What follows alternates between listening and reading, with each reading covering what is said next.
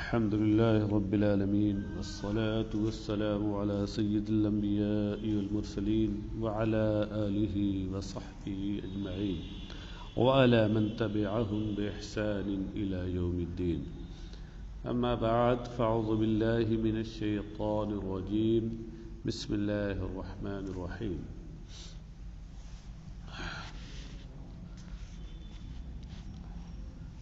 عزیز طلبہ، آپ حضرات اس وقت سنن ابن ماجہ کا دوسرا باب و تعظیم حدیث رسول اللہ صلی اللہ علیہ وسلم والتغلیظ علی من عارضہ پڑھ رہے ہیں، یعنی رسول اکرم صلی اللہ علیہ وسلم کی حدیث کی تعظیم اور حدیث نبوی کی مخالفت کرنے والے پر سختی کرنے کا بیان. اس مضمون کی جو حدیثیں ہیں وہ صاحب کتاب نے اس میں جمع کی ہیں. کچھ حدیثیں یعنی 3 حدیثیں آپ نے پڑھ لی ہیں اور بقیہ حدیثوں کا درس. حدثنا ابو مروان محمد بن عثمان العثماني قال حدثنا ابراهيم بن سعد بن ابراهيم بن عبد الرحمن بن عوف عن أبيه عن القاسم بن محمد عن عائشة رضي الله عنها أن رسول الله صلى الله عليه وسلم قال من أحدث في أمرنا هذا ما ليس منه فهو رد. امام ابن ماجہ اپنی سند کے ساتھ ام المؤمنین حضرت عائشہ صدیقہ رضی اللہ عنہا سے روایت کرتی ہے کہ اللہ کے رسول صلی اللہ علیہ وسلم نے ارشاد فرمایا کہ جو ہمارے اس دین میں کوئی ایسی نئی چیز ایجاد کرے کہ جو دین کا حصہ نہ ہو فہو رد، تو وہ رد ہے، یعنی وہ ناقابل قبول ہے.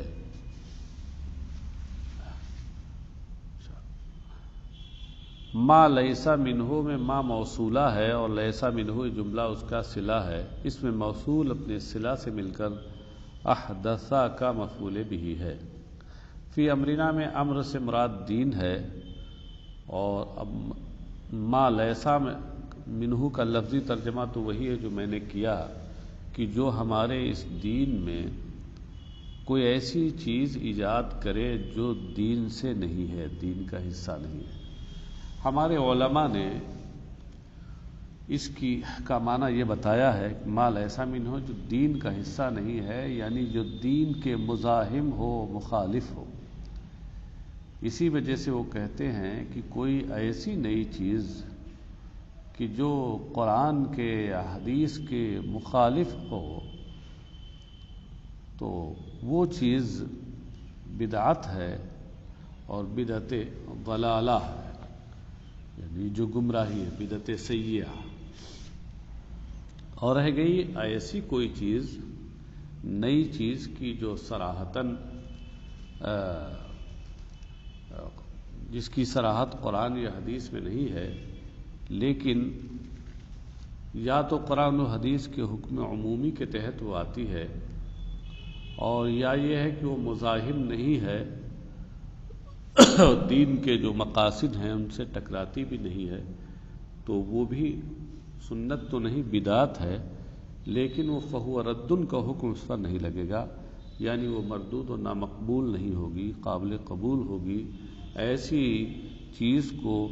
ہمارے علماء بدعت حسنہ کہتے ہیں. بدعت حسنہ یہ دین کے مزاحم اور سنت کے مزاحم اور مخالف نہیں ہوتی. اس لیے بعض لوگ بدعت حسنہ کو ملحق بسنہ کہتے ہیں کہ سنت کے ساتھ وہ لاحق ہے کسی حکم میں. فہو ردن میں رد یہ مصدر ہے، اور مصدر یہاں مجاز مرسل کے طریقے پر اسم مفعول مردود کے معنی میں ہے. مردود یہ مقبول کا مقابل ہے، تو فہو ردن کا معنی ہوا فہو غیر مقبول، تو وہ نامقبول ہے، ناقابل قبول ہے. تو اس میں حدیث رسول صلی اللہ علیہ وسلم کی عظمت شان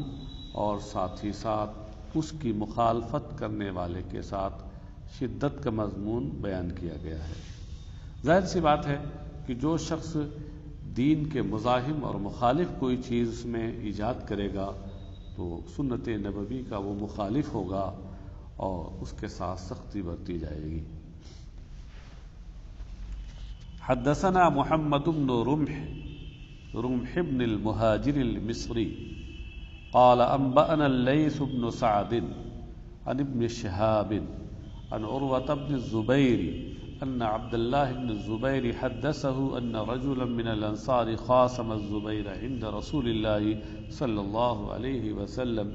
في شراج الحرة التي يسقون بها النخل، فقال الأنصاري صرح الماء يمر، فأبى عليه فاختصم عند رسول الله صلى الله عليه وسلم، فقال رسول الله صلى الله عليه وسلم اسقي يا زبير ثم أرسل الماء إلى جارك، فغضب الأنصاري فقال يا رسول الله أن كان ابن عمتك، فتلون وجه رسول الله صلى الله عليه وسلم، ثم قال يا زبير اسقي ثم احبس الماء حتى يرجع إلى الجدر، فقال الزبير والله إني لا أحسب هذه الآية نزلت في ذلك، فلا وربك لا يؤمنون حتى يحكموك فيما شجر بينهم ثم لا يجدوا في أنفسهم حرجا مما قضيت ويسلموا تسليما۔ یہ پوری سند اس میں حضرت عروہ ابن زبیر سے روایت ہے۔ یہ حضرت زبیر ابن عوام کے صاحبزادے ہیں۔ حضرت زبیر ابن عوام کے کئی صاحبزادے تھے، ان میں سے ایک حضرت عبداللہ ابن زبیر جو بہت مشہور ہیں، ابھی حضرت عروہ ابن زبیر کیا عروہ ابن زبیر یہ کہتے ہیں کہ ان عبداللہ ابن زبیر حدثہ، کہ عبداللہ ابن زبیر نے ان سے یہ روایت کی، یہ بیان کیا کہ انصار میں کا ایک شخص، یعنی ایک انصاری شخص، اس نے رسول اکرم صلی اللہ علیہ وسلم کی بارگاہ میں حضرت زبیر سے جھگڑا کیا، اختلاف کیا۔ کس موضوع پر؟ فی شراج الحرۃ التی یسقون بها النخلا، سرخ سیاہ پتھروں، پتھریلی زمین کی ان پانی کی نالیوں کے سلسلے میں جن کے ذریعے لوگ وہ اپنے کھجور کے باغات کو سینچا کرتے تھے۔ حرہ کہتے ہیں اس پتھریلی زمین کو کہ جس میں پتھر سیاہ ہوں، ایسے معلوم ہو جیسے جلے ہوئے ہیں، حرہ۔ مدینہ طیبہ کے قریب بھی ایک جگہ یہ حرہ تھی۔ شراج یہ شرجتن کی جمع ہے، اور شرجہ کا مطلب ہوتا ہے مسیل الماء، یعنی پانی کی نالی جس میں سے پانی بہتا ہے۔ اب ترجمہ آگے کا دیکھیے۔ فقال الانصاری، اس میں فائے تفصیلیہ ہے، کیونکہ حضرت عبداللہ ابن زبیر نے کہا، حضرت عبداللہ ابن زبیر نے عروہ سے یہ بیان کیا کہ ایک انصاری شخص نے رسول اللہ صلی اللہ علیہ وسلم کی بارگاہ میں حضرت زبیر سے جھگڑا کیا۔ اب جھگڑا کیا یہ تو ایک اجمالی چیز ہے، کیا کہا اس جھگڑے میں؟ فقالا، تو اس میں فائے تفصیلیہ ہے۔ اگر ما قبل کو آپ مجمل کہیں قرار دیں تو یہ فائے تفصیلیہ ہے، اس کا ما بعد اس مجمل کی تفصیل ہوگا، اور اگر اسے مبہم قرار دیں تو یہ فائے تفصیلیہ ہے، اس کا ما بعد اپنے ما قبل مبہم کی تفسیر ہوگا۔ فقال الانصاری، تو اس انصاری صحابی نے کہا، صرح الماء یمر، پانی کو چھوڑ دو کہ وہ بہہ کے آئے، یعنی آپ پانی کو روک کر کے اپنی کھجور کے باغ کو سینچتے ہیں، آپ چھوڑ دیجئے، وہ بہ کر کے ہمارے کھیت و باغ تک آئے۔ فابى علیہ، تو حضرت زبیر نے انکار کیا۔ فاختصما عند رسول اللہ صلی اللہ علیہ وسلم، تو یہ دونوں اپنا مقدمہ لے کر رسول اکرم صلی اللہ علیہ وسلم کے یہاں آئے۔ فقال رسول اللہ صلی اللہ علیہ وسلم اسقی یا زبیر ثم ارسل الماء الى جارک، تو رسول اللہ صلی اللہ علیہ وسلم نے ارشاد فرمایا، فیصلہ فرمایا، زبیر تم اپنے باغ کو سینچ لو اور پھر اپنے پڑوسی کے لیے پانی چھوڑ دو۔ فغضب الانصاری، تو وہ انصاری ناراض ہو گئے، غضبناک ہو گئے۔ فقال یا رسول اللہ، اور ناراض ہو کر کہا یا رسول اللہ، ان کان ابن عمتی کا، یہ آپ کا فیصلہ اس وجہ سے ہے کہ یہ آپ کے پھوپھی کے بیٹے ہیں۔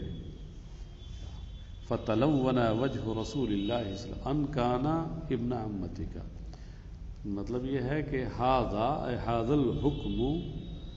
بسبب ان کان لاجل ان کان ابن عمتی کا، تو اس طریقے سے مبتدا یہاں محذوف ہے اور ان کان ابن عمتی کا یہ خبر کے جگہ پر ہے، یہ بھی منصوب بے نظیر خافض ہے، اصل میں ہے لأن کان ابن عمتی کا، کہ یہ فیصلہ آپ کا اس وجہ سے ہے کہ یہ آپ کے پھوپھی کے بیٹے ہیں۔ فتلون وجہ رسول اللہ صلی اللہ علیہ وسلم، تو رسول اللہ صلی اللہ علیہ وسلم کا چہرہ غصے سے، جلال سے بدل گیا، تغیر آ گیا۔ تلونا بمعنی تغیر، اس کا رنگ بدل گیا،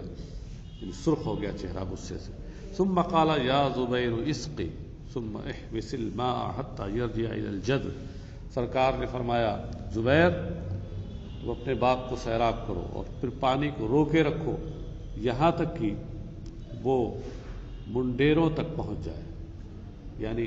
باغ کے ارد گرد جو چھوٹی چھوٹی میڑیں ہیں یا دیواریں ہیں اس میں اوپر تک پانی بھر جائے۔ قال فقال الزبیر واللہ انی لاحسب هذه الآیة نزلت فی ذلک، تو راوی کا بیان ہے کہ حضرت زبیر نے کہا کہ اللہ کی قسم یقیناً میں یہ سمجھتا ہوں کہ یہ آگے آنے والی آیت کریمہ اسی واقعے کے تعلق سے، اسی شخص کے تعلق سے نازل ہوئی۔ فرمایا جس میں سرکار نے وَلَا وَرَبِّكَ لَا يُؤْمِنُونَ حَتَّى يُحَكِّمُوكَ فِي مَا شَجَرَ بَيْنَهُمْ أي اختلف بينهم، فلا وربك، تمہارے پروردگار کی قسم، فلا وربک میں لا زائدہ ہے، واو قسمیہ ہے، تمہارے رب تمہارے پروردگار کی قسم، لا یؤمنون، یہ لوگ ایمان نہیں لائیں گے، ایمان والے نہیں ہوں گے، یہاں تک کہ یعنی ایمان کامل والے، یہاں تک کہ اپنے باہمی نزاعات میں، اپنے باہمی جھگڑوں میں آپ کو حکم اور فیصل مان لیں۔ یحکمو کا حکم، یحکم تحکیم، کسی کو حکم اور فیصل بنانا اور کسی کو حکم اور فیصل مان لینا۔ ثم لا یجدوا فی انفسہم حرجا مما قضیت، اور پھر آپ نے جو فیصلہ فرمایا ہے اس سے اپنے دل میں کچھ بھی تنگی نہ پائیں۔ وَيُسَلِّمُوا التَّسْلِيمَ، اور اس کو دل سے مان لیں، اس کو خوب خوب مان لیں، دل سے مان لیں۔ تسلیماً یہ مفعول مطلق تاکیدی ہے یسلمو کا، تو مطلب یہ اس کو خوب خوب مان لیں، اور خوب ماننا جو ہے دل سے ماننا ہوتا ہے۔ اس سے یہ سمجھ میں آیا کہ رسول اکرم صلی اللہ تعالی علیہ وسلم جو حکم دیں، جو فرمائیں، تو امتی کا فریضہ ہے کہ اس حکم کی لب اور اس کے علت اور اسباب میں نہ جا کر سرکار کی اس حدیث کو، اس فرمان کو مانے اور اس کے خلاف عمل نہ کرے، نہ بولے۔ حدثنا محمد بن يحيى الانصاری قال حدثنا عبد الرزاق قال اخبرنا معمر عن الزهري عن سالم عن ابن عمر ان رسول الله صلى الله عليه وسلم قال لا تمنعوا إماء الله أن يصلين في المسجد، فقال ابن له إنا لنمنعهن، فقال فغضب غضبا شديدا وقال أحدثك عن رسول الله صلى الله عليه وسلم وتقول انا لنمنعهن۔ حضرت امام ابن ماجہ اپنی سند کے ساتھ حضرت عبداللہ ابن عمر سے روایت کرتے ہیں کہ رسول اللہ صلی اللہ علیہ وسلم نے ارشاد فرمایا لا تمنعوا اماء اللہ ان یصلین فی المساجد، اللہ کی بندیوں کو مسجد میں نماز پڑھنے سے نہ روکو، نہ منع کرو۔ وقال ابن لہ، تو ان کے حضرت عبداللہ ابن عمر کے ایک صاحبزادے نے کہا انا لنمنعهن، یقیناً ہم تو انہیں سے روکیں گے، ہم تو روکتے ہیں۔ فقال فغضب غضبا شدیدا، تو راوی کا بیان ہے کہ حضرت ابن عمر یہ سننے کے بعد سخت ناراض ہوئے۔ وقال احدثك عن رسول اللہ صلی اللہ علیہ وسلم وتقول انا لنمنعهن، کہا کہ میں تجھ سے رسول اللہ صلی اللہ علیہ وسلم کے حوالے سے حدیث بیان کر رہا ہوں اور تو یوں کہہ رہا ہے کہ ہم یقیناً اسے روکیں گے۔ اصل میں یہ ہے کہ نبی اکرم صلی اللہ علیہ وسلم کے دور مبارک میں عورتوں کو جس طرح مردوں کے لیے اجازت تھی، ایسے ہی عورتوں کے لیے بھی مسجد میں جا کر نماز پڑھنے کی اجازت تھی، لیکن بعد میں سرکار کے حضرت ابوبکر صدیق کے زمانے میں بھی رہا، حضرت عمر کے ابتدائی دور میں بھی یہ جواز کا حکم رہا، اجازت برقرار رہی، لیکن پھر حالات بدل گئے اور تو حضرت عمر رضی اللہ تعالیٰ عنہ نے حالات دیکھنے کے بعد پھر ارشاد فرمایا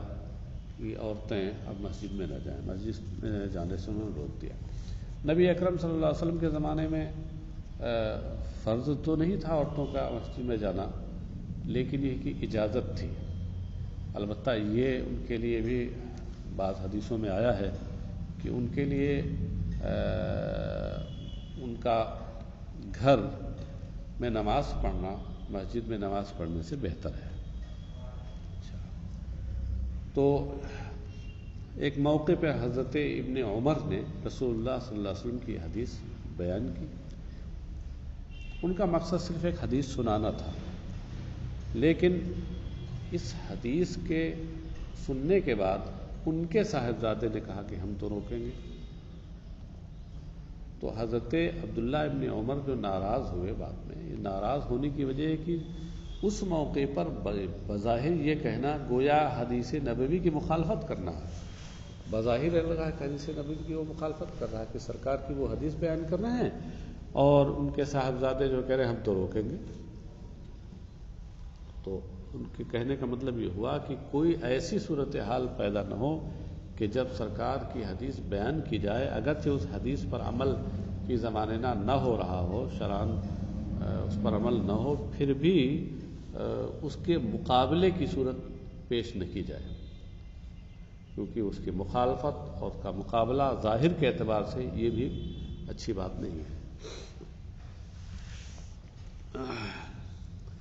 حدثنا احمد بن ثابت الجحدری وابو عمرو حفص بن عمر قال حدثنا عبد الوهاب الثقفي قال حدثنا أيوب عن سعيد بن جبير عن عبد الله بن مغفل أنه كان جالسا إلى جنبه ابن أخ له فخزف فنهاه وقال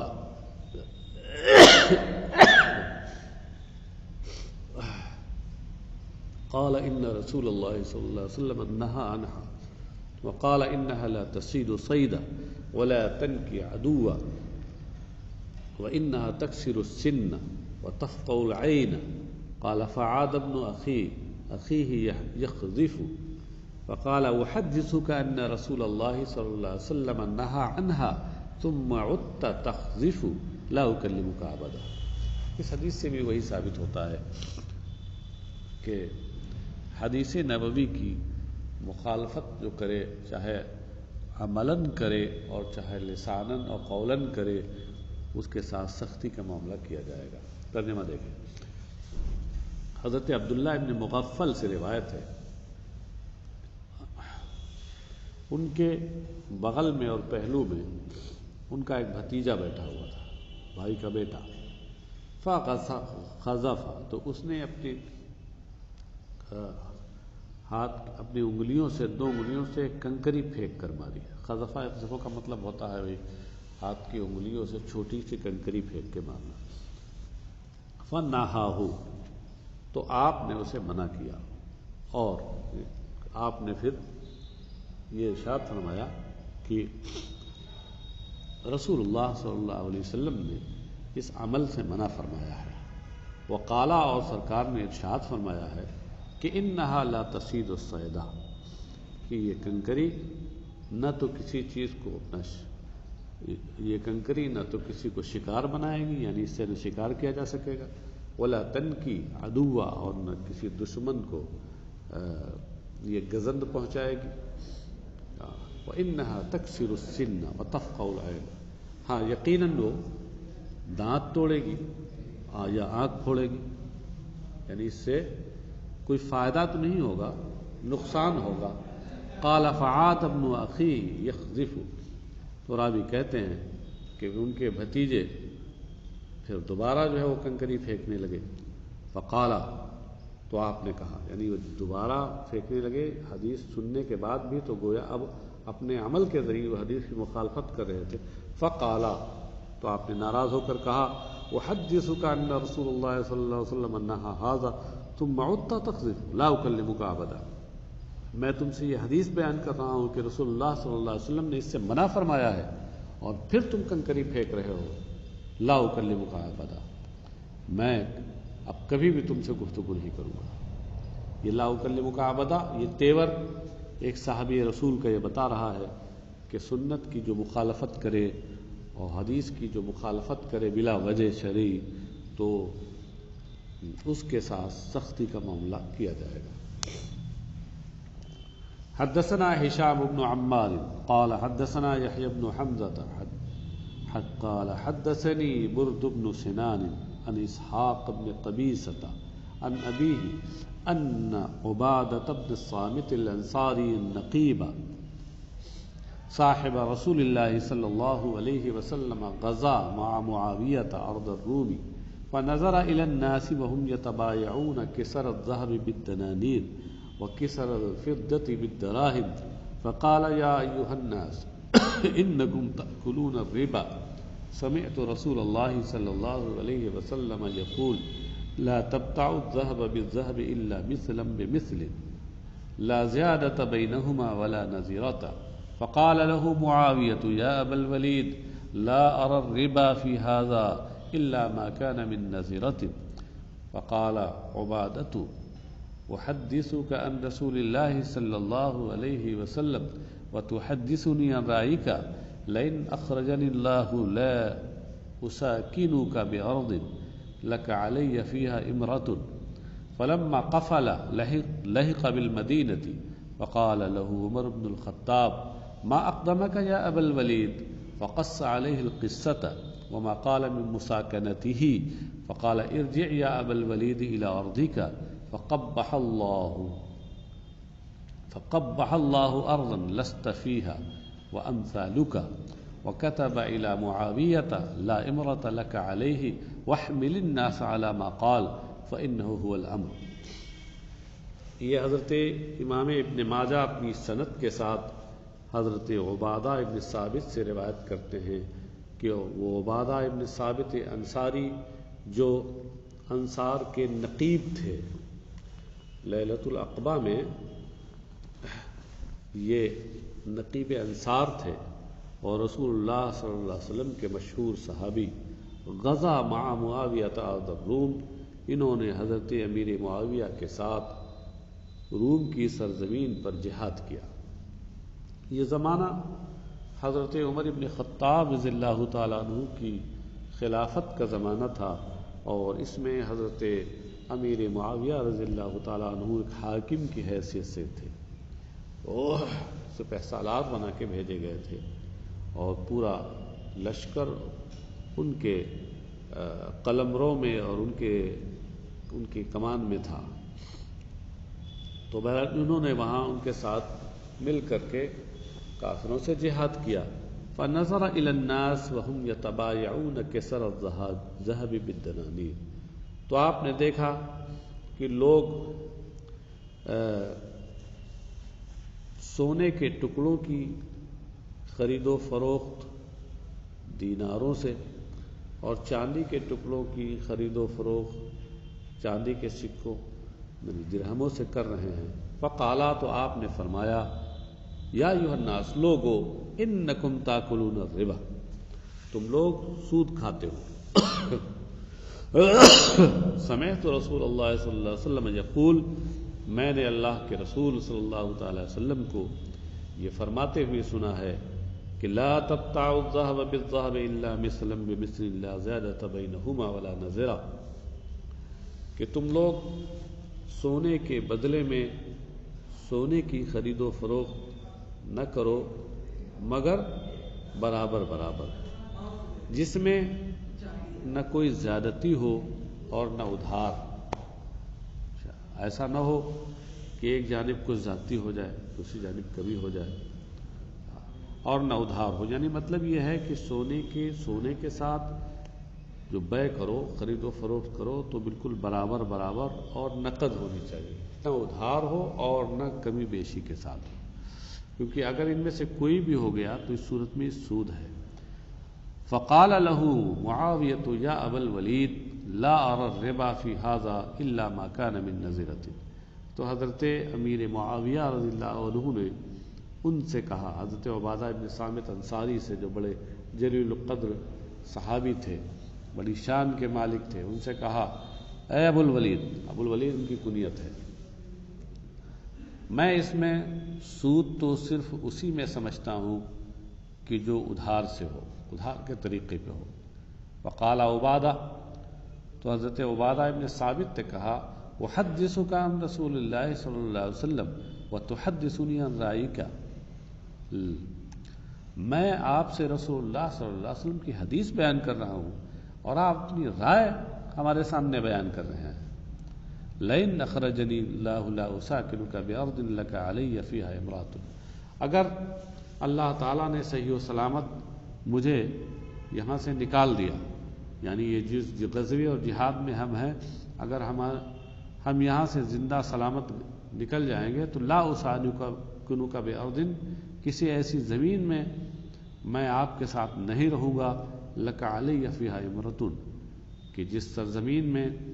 آپ کی حکومت میرے اوپر ہو، آپ کا اقتدار اور آپ کی سربراہی میرے اوپر ہو۔ یہ کیوں انہوں نے کہا تھا؟ یہ اس لیے کہا تھا کہ انہوں نے یہ دیکھا کہ حضرت امیر معاویہ حدیث رسول کے مقابلے میں اپنی رائے پیش کر رہے ہیں جو بظاہر مخالف ہے،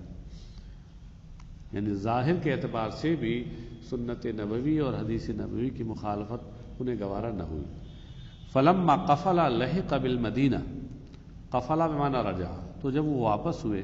تو مدینہ طیبہ آ گئے، یعنی اب وہاں روم کی سرزمین کے بجائے مدینہ طیبہ آ گئے، اپنے گھر وطن۔ فقال له عمر بن الخطاب، تو حضرت عمر بن خطاب نے ان سے کہا، ما اقدبک یا ابا الولید، اے ابو الولید، یعنی اے عبادہ ابن صامت،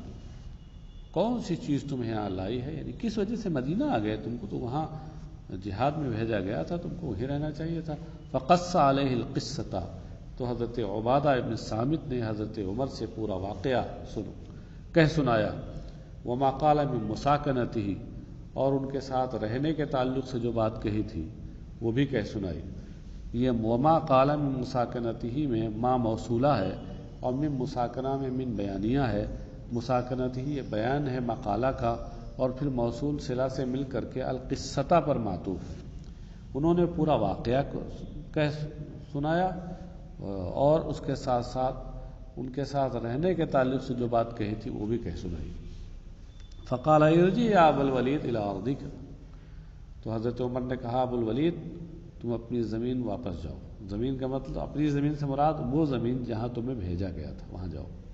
فقبح اللہ ارضا لست فیہا وامثالک، تو کیونکہ اللہ نے اس زمین کو برا کر دیا کہ جس میں آپ اور آپ جیسے لوگ نہ ہوں، مطلب آپ جیسے نیک، آپ اور آپ جیسے نیک لوگ جس زمین میں نہیں ہوں گے اس زمین پر میں خیر نہیں ہوگی، برائی ہی برائی ہوگی۔ وَكَتَبَ إِلَى مُعَاوِيَةَ لَا إِمْرَةَ عَلَيْكَ لَا إِمْرَةَ لَكَ عَلَيْهِ، اور حضرت معاویہ کو لکھ بھیجا حضرت عمر نے کہ تمہاری ان کے اوپر کوئی حکومت نہیں ہے۔ وَاحْمِلْ النَّاسَ عَلَى مَا قَالَ، اور تم لوگوں کو اس پر آمادہ کرو، اس پر عمل کے لیے آمادہ کرو جو انہوں نے بات کہی ہے۔ فَإِنَّهُ هُوَ الْأَمْرُ، اس لیے کہ یہی حکم شریعت ہے، یہی حکم الہی ہے، یہی حکم شریعت ہے۔ الامر اے امر اللہ و امر الشریعہ، اس میں بھی بات واضح ہے، اسی مقصد کے لیے حدیث یہاں ذکر کی گئی۔ حدثنا ابو بکر بن الخلاد الباہلی قال حدثنا يحيى بن سعيد عن شعبة عن ابن عجلان قال انبأنا عون بن عبد الله عن عبد الله بن مسعود قال اذا حدثتكم عن رسول الله صلى الله عليه وسلم فظنوا برسول الله صلى الله عليه وسلم الذي هو اهناه واهداه واتقاه۔ پوری سند کے ساتھ امام ابن ماجہ حضرت عبداللہ ابن مسعود سے روایت کرتے ہیں کہ انہوں نے کہا کہ جب میں تم لوگوں سے رسول اللہ صلی اللہ علیہ وسلم کے حوالے سے کوئی حدیث بیان کروں، کوئی بات کروں، فظنوا برسول اللہ صلی اللہ علیہ وسلم الذی هو اهناه، تو رسول اکرم صلی اللہ علیہ وسلم کے بارے میں ایسا اچھا گمان کرو کہ الذی هو اهناه، جو سب سے بہتر اور سب سے زیادہ ہدایت اور پرہیزگاری والا ہو۔ مطلب یہ ہے کہ سرکار علیہ الصلوۃ والسلام کا کہ حدیث سناؤں تو سرکار کے بارے میں، اس حدیث کے بارے میں تمہارا گمان اچھا ہونا چاہیے کہ یہ سب سے بہتر ہے اور اسی میں ہدایت اور پرہیزگاری ہے۔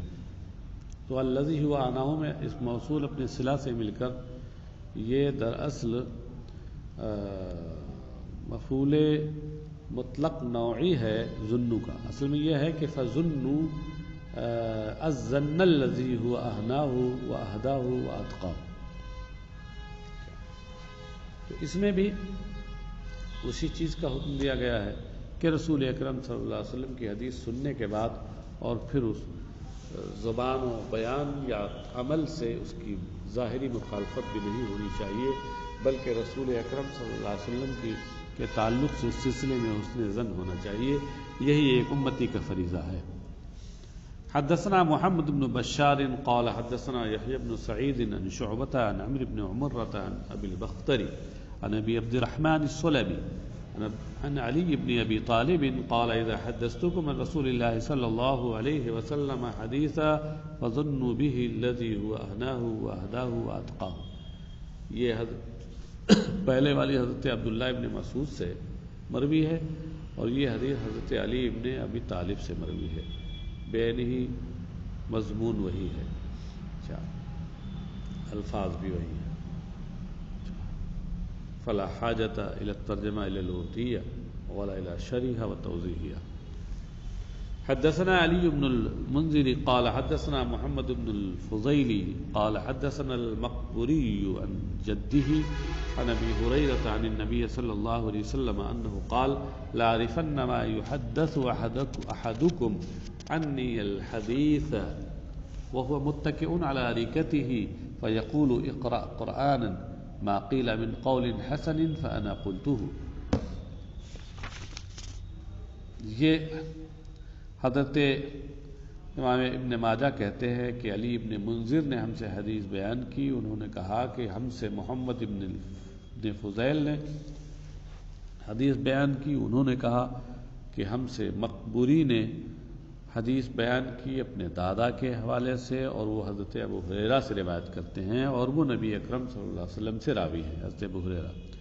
کہ سرکار علیہ الصلوۃ والسلام نے ارشاد فرمایا لا عرفن، میں ہرگز یہ چیز تمہارے تعلق سے نہ دیکھوں نہ جانوں، یعنی یہ بات مجھ تک ہرگز نہ پہنچے۔ ما یحدث احدکم انی الحدیث، کہ تم میں سے کسی سے میرے حوالے سے حدیث بیان کی جائے، وہ متکئ علی ارائکتہ،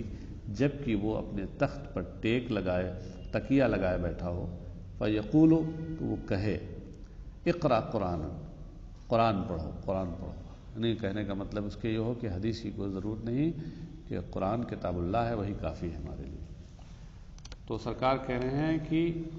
ہرگز ہم تک یہ بات نہ پہنچے کہ تم میں سے کسی شخص سے میری حدیث میرے حوالے سے بیان کی جائے اور وہ اپنے چارپائی پر تخت پر تکیہ لگائے خوشحال لوگوں کی طرح بیٹھا ہوا ہو اور پھر وہ کہے اقرأ قرآن۔ فرمایا سرکار نے ما قیل من قول حسن فانا قلتہ، جو بھی اچھی بات کہی گئی ہے تو میں نے کہی ہے، یعنی میری ہر بات اچھی بات ہے، اس لیے اس طرح کی بات میری حدیث کے مقابلے میں نہیں کہنی چاہیے۔ حدثنا محمد بن عباد بن آدم قال حدثنا ابی عن شعبۃ عن محمد بن عمرو عن ابی سلمۃ عن ابی ہریرہ۔ یہ ایک سند ہوئی، اور اسی متن کی ایک دوسری سند، اس لیے اس کو حال آ کر کے جو تحویل السند کی نشانی اور علامت ہے، دوسری سند کی ذکر کر رہے ہیں کہ وحدثنا حناد بن السری قال حدثنا عبدة بن سليمان قال حدثنا محمد بن عمرو عن ابي سلمة ان ابا هريرة قال لرجل يا ابن اخي اذا حدثتك عن رسول الله صلى الله عليه وسلم حديثا فلا تضرب له الامثال۔ تو حضرت امام ابن ماجہ ان دونوں سندوں کے ساتھ حضرت ابو ہریرہ سے روایت کرتے ہیں۔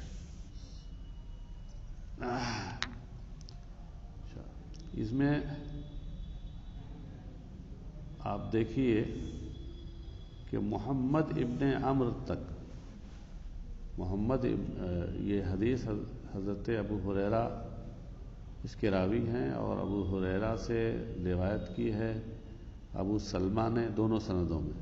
اور ابو سلمہ سے روایت کی ہے محمد ابن عمرو نے دونوں سندوں میں۔ اب اس کے پہلے کے جو راوی ہیں ان میں فرق ہے کہ پہلی سند میں شعبہ ابن حجاج ہیں اور دوسری سند میں عبدہ ابن سلیمان ہے۔ بہرحال حضرت ابو ہریرہ نے ایک شخص سے کہا، اے میرے بھائی کے فرزند، اے میرے بھتیجے، اذا حدثتک عن رسول اللہ صلی اللہ علیہ وسلم حدیثا فلا تضرب له الامثال، اے میرے بھتیجے، جب میں رسول اکرم صلی اللہ علیہ وسلم کی کوئی حدیث تم سے بیان کروں